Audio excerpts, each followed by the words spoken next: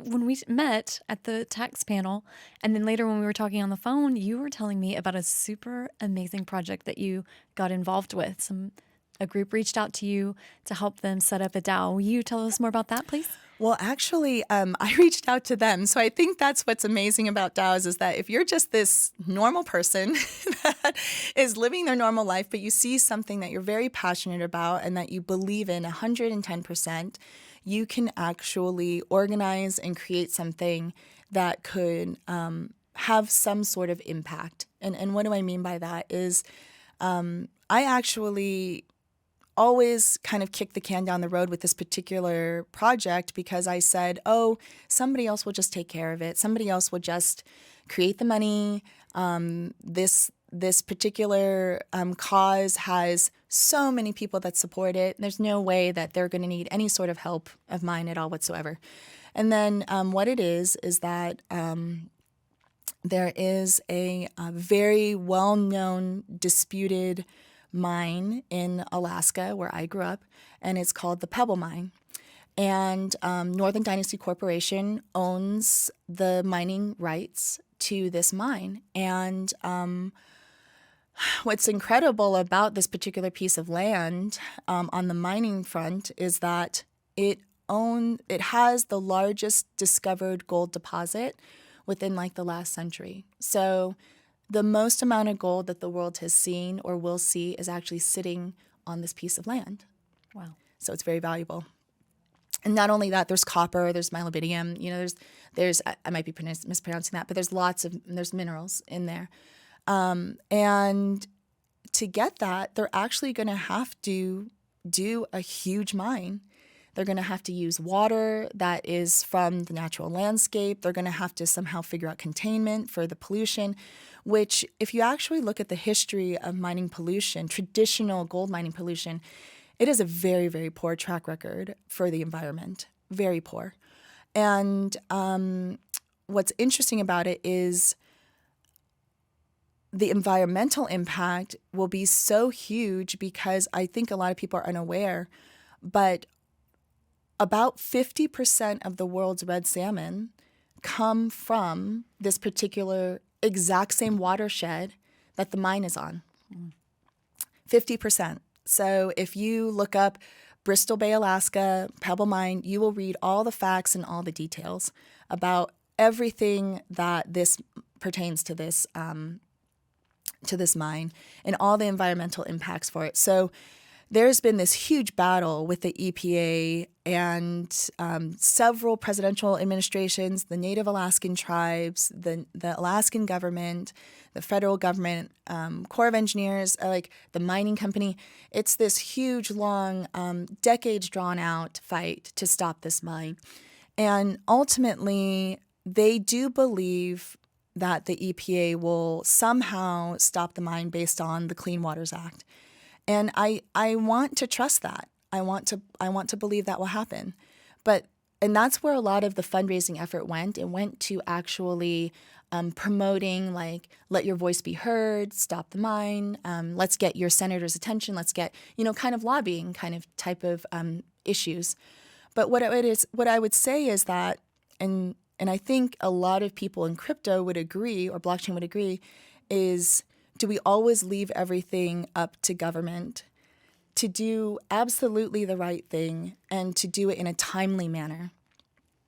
So a reason why I bring that up is because there is another opportunity, and this is the opportunity that I'm working on, and the opportunity presented itself as there is a particular Native Alaskan corporation called the Pebble Bay Corporation, and they have property that actually surrounds the mine where the development would have to take place of roads in order to get any sort of machinery or equipment to the mining site. Pebble Bay has agreed, so it's the small little tribe within the Bristol Bay organizations, is that they have agreed to sell this piece of land that is integral to the development of the mine. They will sell it to a land trust.